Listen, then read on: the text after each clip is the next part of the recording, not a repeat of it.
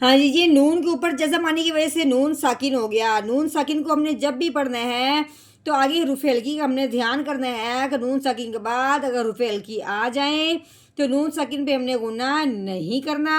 अगर नून साकिन के बाद हरूफ़ हल्की ना आए फिर हमने नून साकिन पे गुना करना है, वो भी कौन-सा? इख़फ़ा का। हाँ जी, आगे जब हमने देखा है नून साकिन के बाद अगर शीन हरूफ़ हल्की में से नहीं है, अब हमने नून साकिन पे गुना करना है, वो भी कौन-सा? इख़फ़ा का। हाँ जी, जो साकिन हरफ होता है वो पिछले वाले को अपने साथ मिलाता है। अब हमने हमज़ा को नून साकिन के साथ मिलाना है और गुना करना है इख़फ़ा का। तो कैसे पढ़ेंगे? हमज़ा नून पेश इज़ा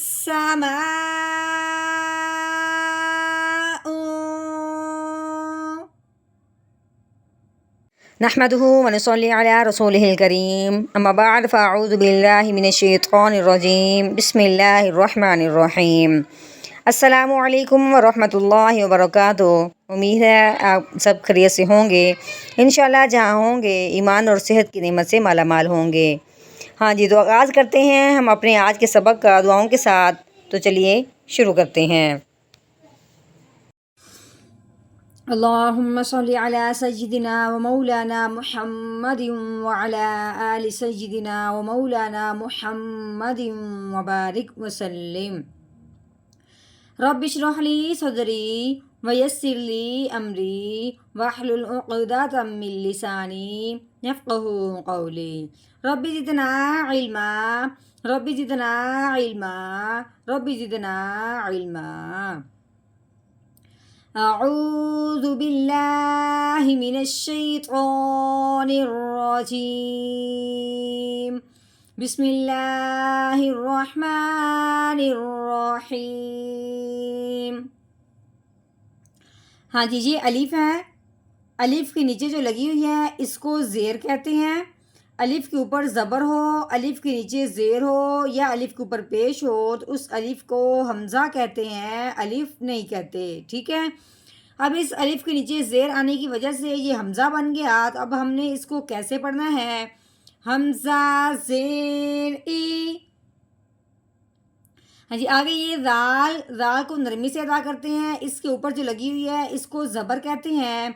आगे इसके आगे अलिफ, उसके आगे भी अलिफ है। ये अलिफ लिखने में आए हैं, पढ़ने में नहीं आएंगे। आगे ये सीन है, सीन के ऊपर जो लगी हुई है तीन दंदों वाली शद है। शद वाला जो हरफ होता है उस हरफ को मुशद्दद कहते हैं। और मुशद्दद हरफ जो है अब वो सीन बन रहा है और वो जो मुशद्दद हरफ होता है वो पिछले वाले हरफ को अपने साथ मिलाता है। अब हमने ज़ाल को सीन के साथ मिलाना है तो कैसे पढ़ेंगे? ज़ाल सीन ज़बरदस इरस। हाँ जी, आगे सीन है, सीन के ऊपर जो लगी हुई है ये ज़बर है। सीन ज़बर सा इरसा। हाँ जी, आगे ये मीम है, मीम के ऊपर लगी हुई है ज़बर। आगे ये अलिफ आ गया है। अलिफ के से पहले जब ज़बर आ जाए तो वो जिस हरफ के ऊपर ज़बर लगी हुई है वो हरफ अलिफ के साथ मिलते हुए एक अलिफ के बराबर लंबा होगा। जैसे कि ज़बर मीम के ऊपर लगी हुई है, अब मीम अलिफ के साथ मिल के एक अलिफ के बराबर लंबा हो जाएगा। हाँ जी, फिर उसके बाद हमने देखा है कि इस अलिफ के ऊपर मद भी लगी हुई है। ये मद जिस हरफ के ऊपर आए उस हरफ को तीन अलिफ के बराबर लंबा करते हैं। अब हमने इस अलिफ को एक अलिफ के बजाय इस मीम को अलिफ के साथ मिलाते हुए एक अलिफ के बजाय तीन अलिफ के बराबर लंबा करना है। उसके बाद देखते हैं आगे ये हमज़ा आ गया है। हमज़ा जब होता है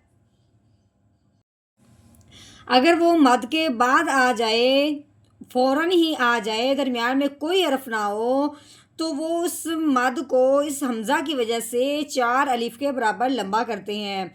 क्योंकि अगर ये मद के बाद हमज़ा उसी कलमा में हो, जैसे कि ये हमज़ा इसके साथ मिला हुआ है, कोई फ़ासला नहीं है, उसी जुमले में आया है, तो इस मद का नाम हो गया मद्दे मुत्तसिल। इस हमज़ा की वजह से इसका नाम मद्दे मुत्तसिल बना।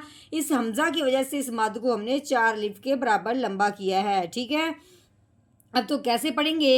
मीम अलिफ मद ज़बर मा इज़ा समा। हाँ जी, हमज़ा के ऊपर पेश आई है। आगे ये अलिफ लिखने में आया है, पढ़ने में नहीं आएगा। आगे ये नून है, नून के ऊपर लगी हुई है जज़म, तो ये हो गया नून साकिन। नून साकिन जब भी होता है तो वो अगले हरफ को देखा जाता है, ठीक है। आगे हरूफ हल्की का ध्यान किया जाता है। नून साकिन के बाद अगर हरूफ हल्की आ जाए तो नून साकिन पे गुना नहीं करते। अगर हरूफ हल्की में से कोई हरफ ना आए फिर नून साकिन पे गुना करते हैं। आगे जब हमने देखा है, आगे शीन है, शीन हरूफ हल्की में से नहीं है, इसलिए हमने नून साकिन पे गुना करना है, वो भी कौन सा, इख्फा का। दूसरी बात, जो साकिन हरफ जो होता है वो पिछले वाले हरफ को अपने साथ मिला लेता है। अब हमने हमज़ा को नून साकिन के साथ मिलाना है, वो भी गुना करते हुए, वो भी इख्फा का। तो कैसे पढ़ेंगे, हमज़ा नून पेश ऊ, इज़स्समाउ। आगे ये शीन, शीन के ऊपर लगी हुई ज़बर। आगे कौफ, कौफ के ऊपर लगी हुई तीन दोनों वाली शाद। शाद वाला जो हरफ होता है वो पिछले वाले को अपने साथ मिलाता है। अब हमने शीन को कौफ के साथ मिलाना है और दबाते हुए, क्योंकि जो शाद वाला हरफ होता है उसको दबा के पढ़ते हैं। शीन को अब हमने कौफ के साथ मिलाते हुए दबा के पढ़ना है। तो कैसे पढ़ेंगे, शीन कौफ ज़बर शक। कैसे, शक। हाँ जी, आगे खौफ के ऊपर ज़बर है, आगे ता के ऊपर जज़म आने की वजह से अब ता साकिन हो गया। साकिन हरफ जो होता है वो पिछले वाले को अपने साथ मिलाता है। अब हमने खौफ को ता के साथ मिलाना है। तो कैसे पढ़ेंगे, क़ाफ़ ता ज़बर क़द, शक़्क़त। हाँ जी, आगे आ गया वक़फ़। वक़फ़ ये जो गोल दायरा है ये वक़फ़ है, ठीक है। वक़फ़ की सूरत में आखिर वाले हरफ को साकिन कर देते हैं अगर वो साकिन ना हो, लेकिन यहाँ तो ता पहले से ही साकिन है तो इसको वैसे के वैसे रहने देंगे, सिर्फ हमने अपना लहजा नीचे को लेके आना है। तो कैसे पढ़ेंगे, पहले हमने पढ़ा था शक़्क़त, आगे वक़फ़, शक़्क़त, शक़्क़त। हाँ जी, अब हमने मुकम्मल आयत का कर लिया है तोड़। अब हमने करना है इसका जोड़, यानी कि रवानगी के साथ पढ़ेंगे। तो चलिए शुरू करते हैं। कैसे पढ़ते हैं, अऊज़ु बिल्लाहि मिनश शैतानिर रजीम, सूरतुल इंशिक़ाक़ि मक्किय्यह, बिस्मिल्लाहिर्रहमानिर्रहीम, इज़स्समाउ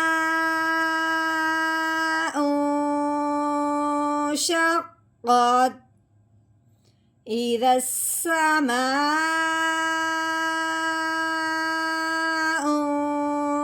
शक़्क़त।